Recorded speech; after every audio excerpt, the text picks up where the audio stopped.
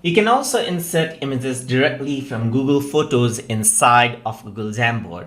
So in order to do that, on the left side over here, you can see that add image is an option. So I'm simply going to click on this. And then over here, you can see the dialog box for uploading out the image will open up.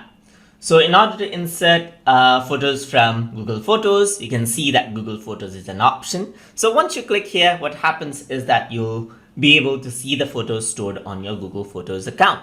So once you go there, you can access your albums over here. You can go to your photos so that you can directly see the photos. Select the photo that you want to insert and then click on insert. And what happens is the photo is inserted, that is, it is loaded off Google Photos and is inserted into your Google Jamboard accordingly. And as with any pictures, you can go around and then work around with it however you like.